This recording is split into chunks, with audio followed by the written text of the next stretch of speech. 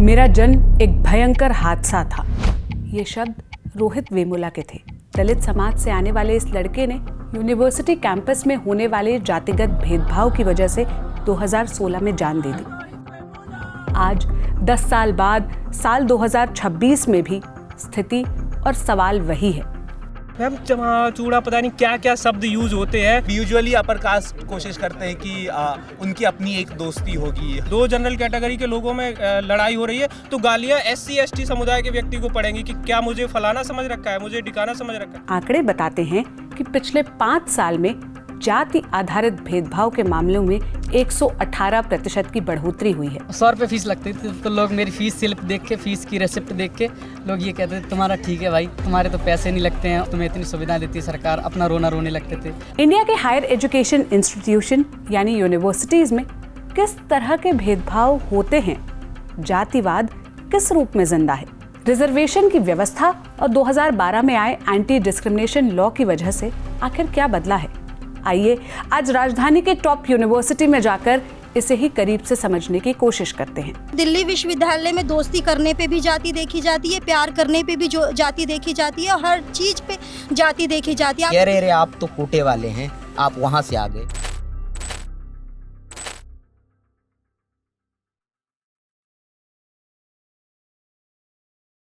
सबसे पहले तो चलते हैं राजधानी की सबसे प्रतिष्ठित, सबसे चर्चित और सबसे बड़ी यूनिवर्सिटी दिल्ली यूनिवर्सिटी में, जहां का कट ऑफ हर साल चर्चा का विषय बना रहता है। वहां चलकर उनसे बातचीत करने की कोशिश करते हैं जिनका कहना है कि उन्होंने उस इंस्टीट्यूशन में डिस्क्रिमिनेशन का सामना किया है। चलिए।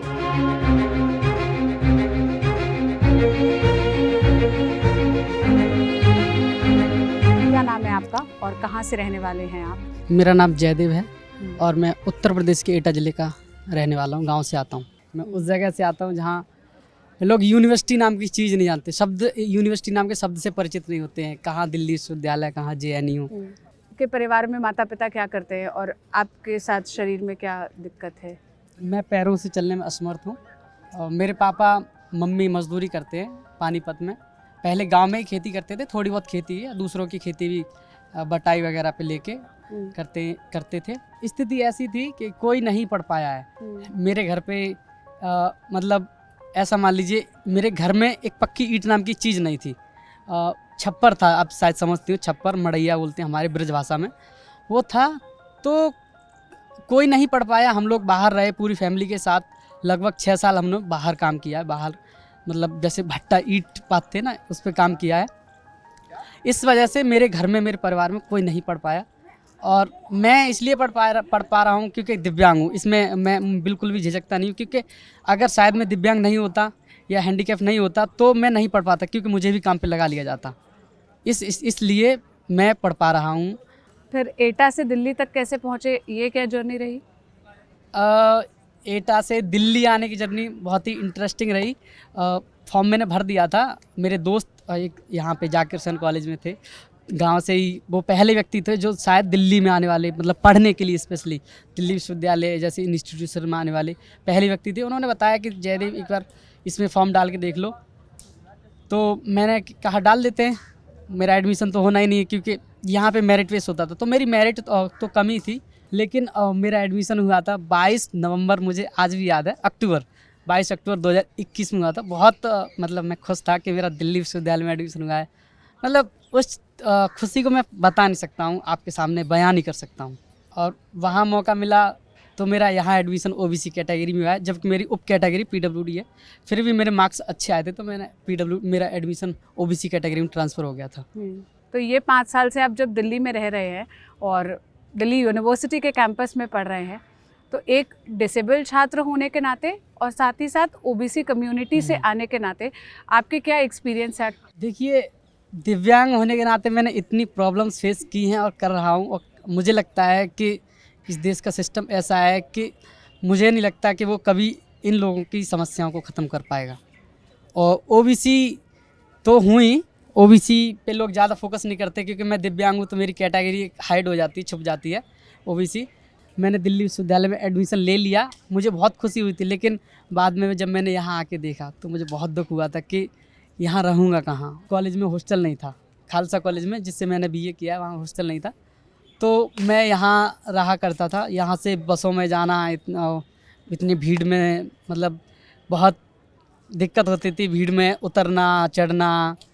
मतलब एक दिव्यांग व्यक्ति को कितनी प्रॉब्लम्स फेस हो सकती हैं, ये मैंने बहुत अच्छे से फील किए हैं। और मैं इसलिए फील कर पाया हूँ क्योंकि बाकी भी फील करते हैं, लेकिन मैंने आगे बढ़ने की कोशिश की, इसलिए मैंने और एक्स्ट्रा प्रॉब्लम्स को फेस किया। नहीं तो मैं भी गांव में होता तो मुझे लगता है कि वहाँ बैठा होता, किसी गांव में एक दुकान चला रहा होता। मेरे घर वालों ने दुकान भी रखवा दी थी मेरे लिए। कहा था कि क्या करेगा पढ़ के, मतलब उतना सीख जाओ कि तुम हिसाब सीख जाओ, रुपए गिनना सीख जाओ। तो ये लेकिन मेरे अंदर जो जिज्ञासा थी उसने मुझे रुकने नहीं दिया। और मैं हमेशा से अपने अधिकारों के लिए लड़ता आया हूँ। मैंने किसी से अपने अधिकारों के लिए भीख नहीं मांगी, मैं लड़ा हूँ हमेशा। चाहे वो मुझे डीएम से लड़ना पड़ा हो, चाहे यहाँ पे बीसी से अपनी शिकायत करनी पड़ी हो, चाहे HOD से। यहाँ लोगों ने आपको किस तरह देखा? मेरे खालसा कॉलेज में फ़ीस नहीं लगती थी 100 रुपये, तो लोग 100 रुपये फ़ीस लगती थी, तो लोग मेरी फ़ीस स्लिप देख के, फ़ीस की रेसिप्ट देख के लोग ये कहते थे तुम्हारा ठीक है भाई, तुम्हारे तो पैसे नहीं लगते हैं और तुम्हें इतनी सुविधाएं देती है सरकार, अपना रोने लगते थे। लेकिन वो मेरी स्थिति नहीं देखते थे, मैं कहाँ से आया हूँ। और इसी तरह से यहाँ पे OBC SC ST जो लोग आते हैं उनकी कैटेगरी देख के, उनके मार्क्स देख के उनको जज कर देते हैं कि भाई तुम्हारा ठीक है भाई, तुम तो कैटेगरी में हो, तुम्हारा एडमिशन हो जाएगा। लोग आरक्षण को सिर्फ इसलिए देखते हैं कि ये कमज़ोर बनाता है, लेकिन आरक्षण मुझे लगता है कि एक व्यक्ति को सक्षम बनाता है। जो मेरी कमियां थी, जो मेरी कमजोरियां थी, जैसे मेरे 10th में 12th में सही से नहीं मौका मिल पाया तो पढ़ नहीं पाया, लेकिन मुझे आके BA में मैंने संघर्ष किया और मुझे रिजर्वेशन की वजह से मौका मिला, इसलिए मैं कॉलेज डिपार्टमेंट, अपने हिंदी डिपार्टमेंट में कॉलेज का 3rd टॉपर था। तो अगर मौका नहीं मिलता तो मैं टॉपर बन पाता आरक्षण के माध्यम से। क्या अभी कैंपसेस में या क्लासरूम्स में भी डिस्क्रिमिनेशन होता है? क्या यहाँ भी भेदभाव होता है, और अगर होता है तो वो किस तरह का भेदभाव होता है? आप क्या महसूस करते हैं? भेदभाव इस तरह का नहीं बचा है कि मैं आपके साथ नहीं बैठूंगा, आपके साथ चाय नहीं पीऊँगा, आपके साथ जातिगत भेदभाव, छुआछूत वाला, ये भेदभाव नहीं बचे हैं।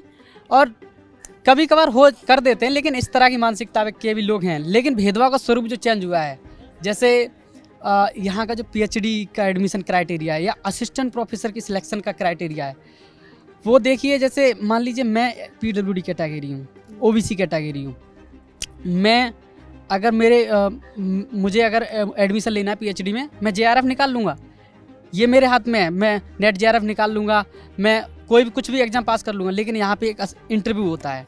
इंटरव्यू पैनल में आपका देख लिया जाता है कि आपने कितनी एक्टिविटी की है कैंपस में, आपने किस तरह की विचारधारा में काम किया है, आपने ये आपके डॉक्यूमेंट में कैटेगरी देख ली जाती है और आपका टॉपिक देखा जाता है। अगर आपने मन पसंदीदा टॉपिक चूज़ कर लिया, उनके अनुसार नहीं किया, तो आपको टॉपिक के बेस पे भी निकाल दिया जाता है। अगर हम प्रोग्रेसिव टॉपिक विषय ले ले PhD के लिए, तो उस पर भी निकाल दिया जाता है।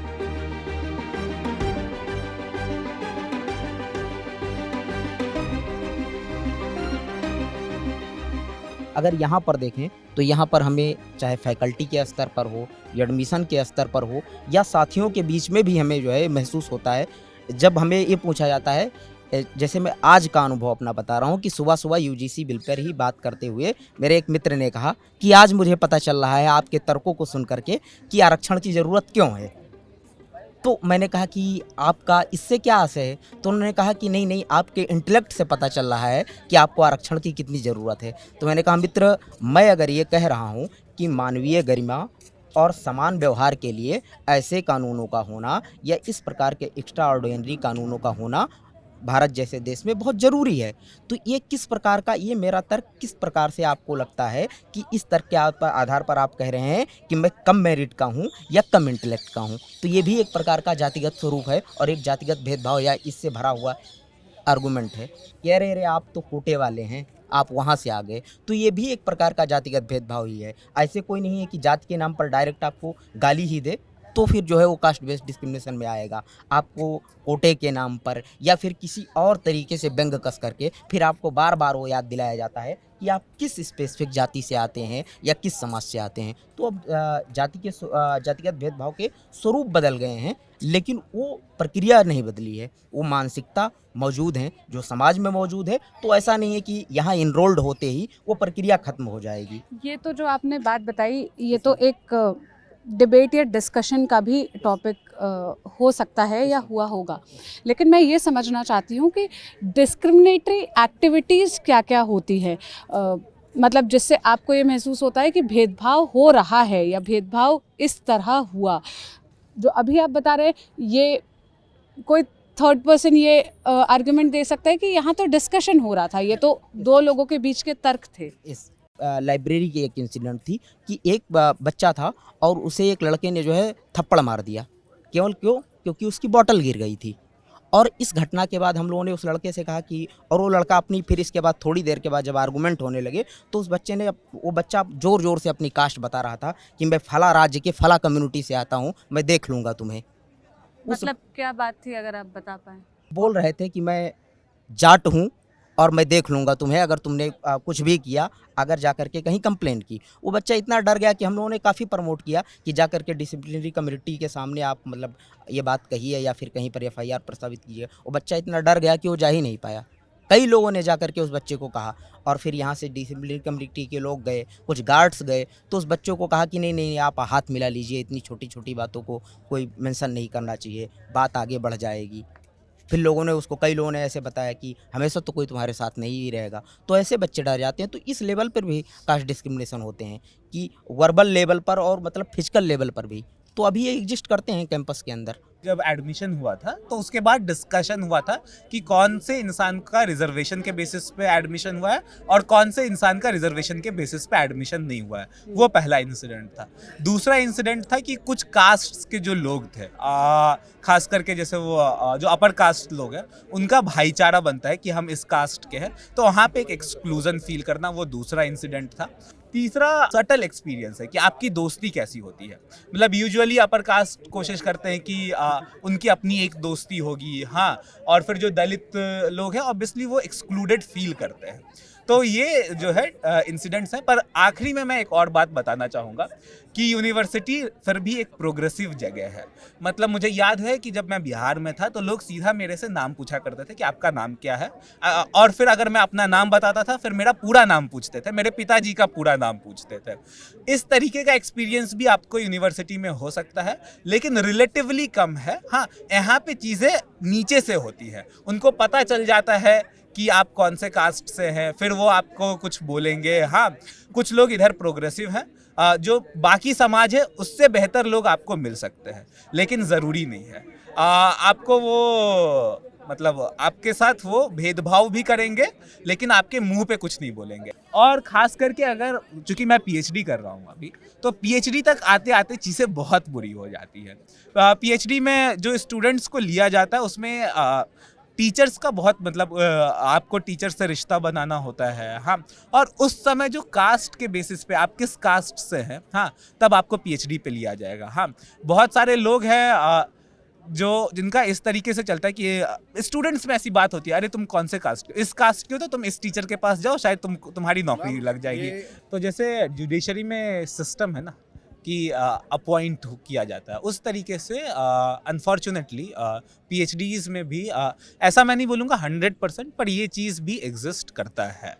मैं देखो नाम नहीं लूँगा किसी का भी, लेकिन मेरा जो ग्रुप है, मेरे कॉलेज फ्रेंड्स हैं या जो अलग ग्रुप है, मैम, अगर हम आपस में बात कर रहे हैं और अगर उसमें किसी को ये पता नहीं है कि मैं शेड्यूल कास्ट से आता हूँ या OBC से आता हूँ या SC से आता हूँ, कहाँ से आता हूँ, तो वो लोग जो एक चमार शब्द है उसको वो गाली के फॉर्म में यूज करते हैं। जैसे अगर दो जनरल कैटेगरी के लोगों में लड़ाई हो रही है तो गालियाँ SC ST समुदाय के व्यक्ति को पड़ेंगी कि क्या मुझे फलाना समझ रखा है, मुझे ढिकाना समझ रखा है। तो मैम, ये तो आए दिन फेस करते हैं हम लोग। अगर आपस में बातचीत कर रहे हैं वहाँ भी ऐसा ही होता है, क्या तुमने मुझे ये समझ रखा है। मैम, वो शब्द मैं नहीं बोलना चाहता हूँ, आप भी समझ रहे होगे, आपकी ऑडियंस भी समझती है कि किस तरह के जो मैम चमा चूड़ा पता नहीं क्या क्या शब्द यूज होते हैं, तो ये सब क्या है? ये डेली डिस्क्रिमिनेशन और ऐसी बातें आज भी कैंपसेस के अंदर हो रही हैं। जातिवाद दिल्ली विश्वविद्यालय की सबसे बड़ी व्यवस्था है। दिल्ली विश्वविद्यालय में दोस्ती करने पे भी जाति देखी जाती है, प्यार करने पे भी जो जाति देखी जाती है, और हर चीज़ पे जाति देखी जाती है। आप इतनी बड़े मुद्दों पे बैठते हैं, यहाँ के ग्रुपों में देख लो, कास्ट बेस्ड तो लोग यहाँ पे बैठते हैं,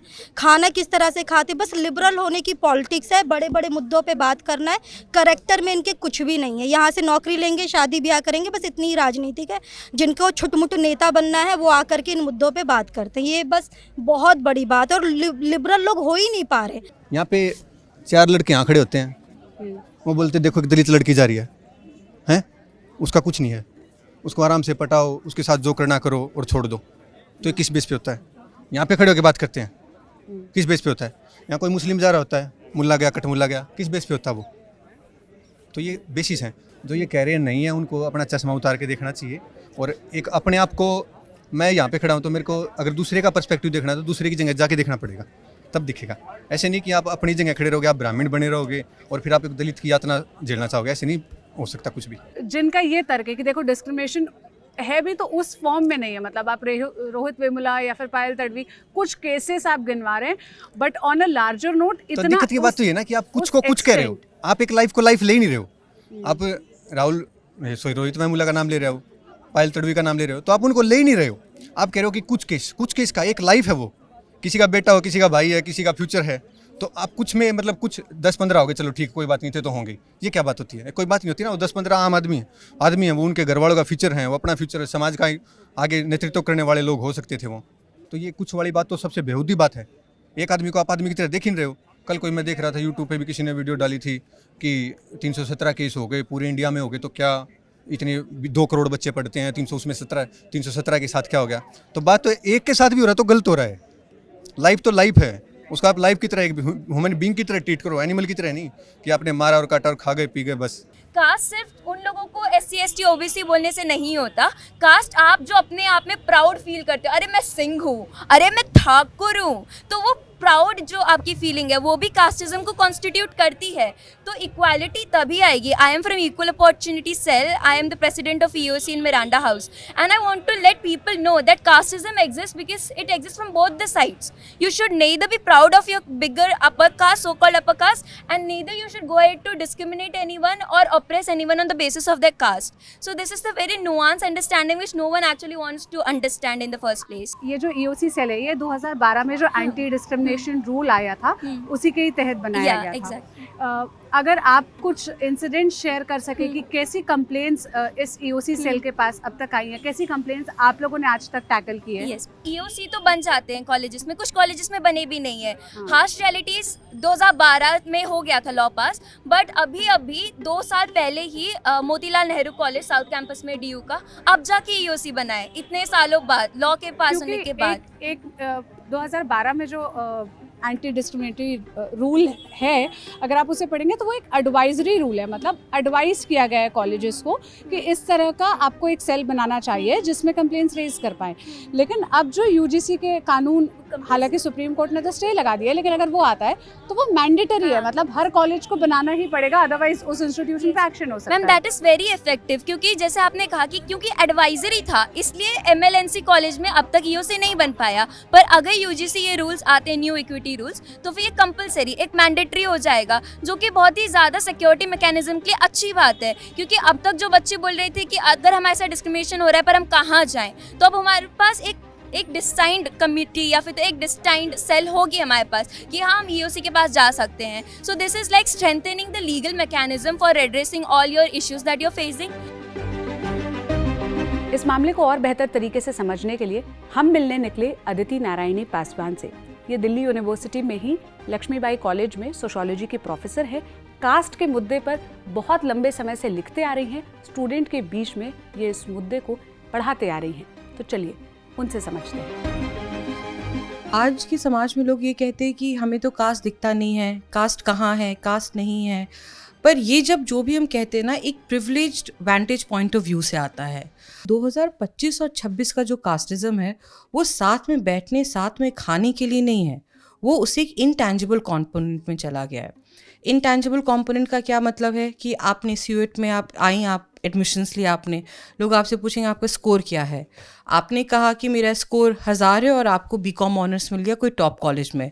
फिर बच्चे आपसे पूछना शुरू कर देंगे, अच्छा तो आपको टॉप स्कोर मिल गया मतलब आप कोटा से हो, कोटा कोटा करके। फिर वो जब आपको पहली बार आपकी क्लास में कोई आपको कहता है कि आप कोटा से हो, तो आपका एक कल्चरल कॉन्फिडेंस टूट जाता है, आप अपने आप को आइसोलेट करने लगते हो। और वो सेल्फ आइसोलेशन का प्रोसेस जब शुरू होता है ना, तो आपको धीरे धीरे एलिनेशन हो जाता है, आप कट जाते हो। बहुत एक्सट्रीम केसेस में हम देख रहे हैं कि आजकल सुसाइड केसेस बढ़ रहे हैं। बहुत सारे केसेस में हम देखते हैं बच्चों का ड्रॉप आउट रेट्स बढ़ चुका है। जो अभी एक सर्वे रिपोर्ट भी आया था कि 13,500 बच्चे का drop out rates SC ST OBC के हैं।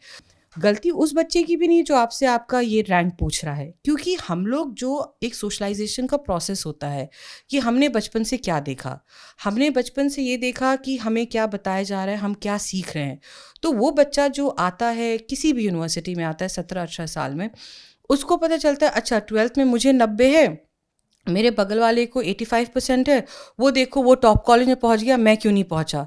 मैं इसलिए नहीं पहुंचा क्योंकि मेरे पास कोटा नहीं है। आपने एज अ पेरेंट क्या हम उसको ये समझाते हैं कि हमारे क्या कल्चरल, सोशल, पॉलिटिकल हमारा क्या कैपिटल रहा है, हमारा क्या कैपिटल रहा है जिसके कारण आज हम लोग 90% में और वो 85% में उनका एडमिशन हो रहा है। हम हिस्टोरिकल इनजस्टिसेस के बारे में नहीं बताते उनको। हम ये कहते हैं कि मैम हमारा इसलिए मिस हुआ क्योंकि उसे मिल गया, जबकि आपका और उसका अदरिंग का जो एक है ना वो वहीं से शुरू होता है।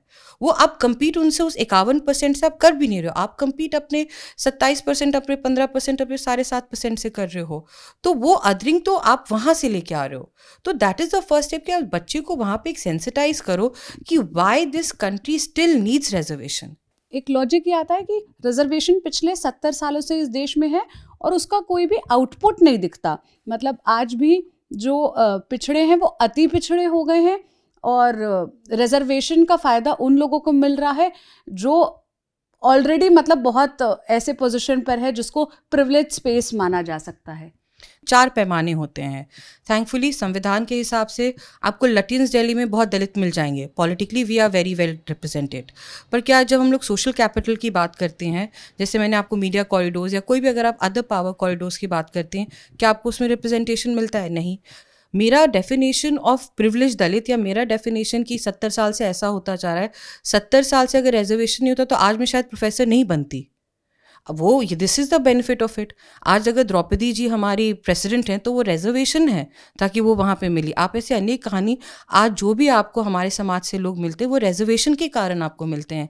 आप वो भी अगर हमसे ले लोगे और बोलोगे क्या बेनिफिट हुआ है, तब आज वही होगा जो आज से 70 साल पहले हो रहा था हमारे साथ। एक कंसर्न जो सबसे ज़्यादा आया कि जिस पर मतलब लोग दो धड़े में बढ़ गए, वो ये कि आपने SC ST OBC person with disabilities, women और economically weaker section of society से आने वाले लोगों को एक तरफ कर दिया और दूसरी तरफ बचे बस जनरल कास्ट। तो आपने ये मान लिया कि जनरल कास्ट ही ऑप्रेसर है और ये सब विक्टिम है। तो क्या कभी कोई जनरल कास्ट का बच्चा विक्टिम नहीं हो सकता? नहीं, बिल्कुल हो सकता है। कोई बच्चा जब भी कोई बच्चा ग्रेजुएशन में आता है तो वह टेंडर एज पे आता है। वो बच्चा किसी भी समाज का हो, उसके साथ कुछ ही माइट और शी माइट भी एक साइकोलॉजिकली या कहीं ना कहीं वो अपने आप को अति पिछड़ा फील कर सकता है, तो वो आप उसको भी एड्रेस करें। पर जब हम लोग एक नुआंस्ड अंडरस्टैंडिंग की बात करते हैं, और हमें हमेशा पढ़ाते हैं ना सोशियोलॉजी में हर चीज़ का एक कॉन्टेक्स्ट होता है, आप किसी कॉन्टेक्स्ट में चीज़ों को बात कर रहे हैं। जब हम लोग डिस्क्रिमिनेशन की बात करते हैं तो हम लोग हिस्टोरिकल कॉन्टेक्स्ट की बात करते हैं, सोशल कॉन्टेक्स्ट की बात करते हैं। तो हमारे समाज में हिस्टोरिकली किन के साथ ज़्यादा मार्जिनलाइज्ड हुए हैं, वो महिला रही हैं, people with person with disability हैं, या OBC SC ST हैं। इनको एक कैटेगोरिकली स्पेसिफाई किया गया क्योंकि these are excluded group historically. इसका ये मतलब नहीं कि जो बच्चा जनरल कैटेगरी से आ रहा है उस बच्चे के साथ कोई इशू नहीं हो, उस बच्चे के साथ भी डिस्क्रिमिनेशन हो सकता है। उसके एड्रेस करने के लिए अलग मैकेनिज्म है, ये मैकेनिज्म उनके लिए नहीं है। हर इशू को एड्रेस करने के लिए अलग अलग मैकेनिज्म इंस्टीट्यूशंस में बने हुए हैं, आप उसको एड्रेस कर सकते हो।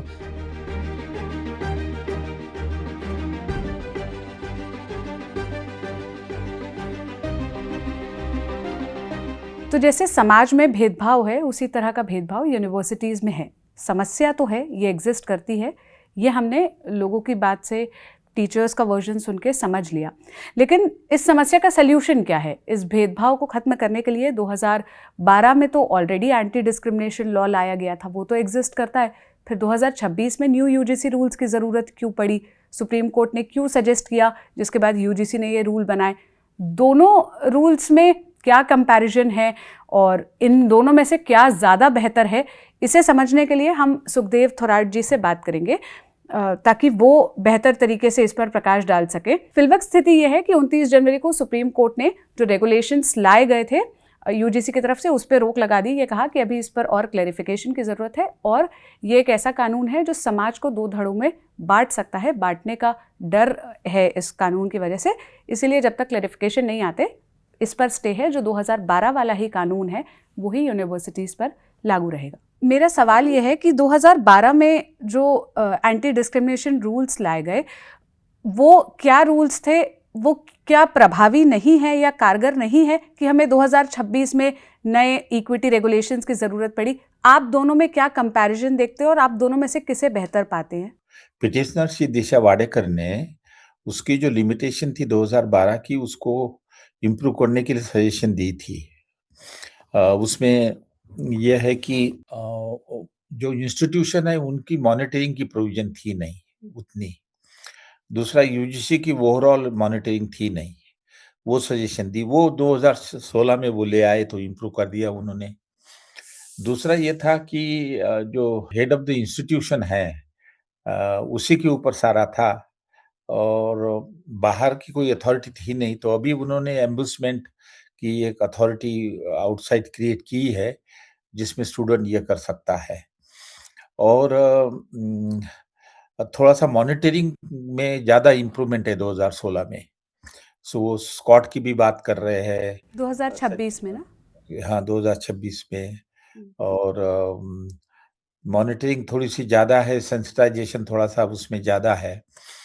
लेकिन लिमिटेशन ये है 2012 के कंपैरिजन में कि 12 में ये था कि उन्होंने स्पीयर ऑफ डिस्क्रिमिनेशन आइडेंटिफाई किए थे, 28 लगभग स्पीयर थे, जिससे स्टूडेंट को पता चलता था कि भाई इस स्पीयर में मेरे साथ कोई मिसबिहेव कर रहा है तो मैं कंप्लेंट करूँ।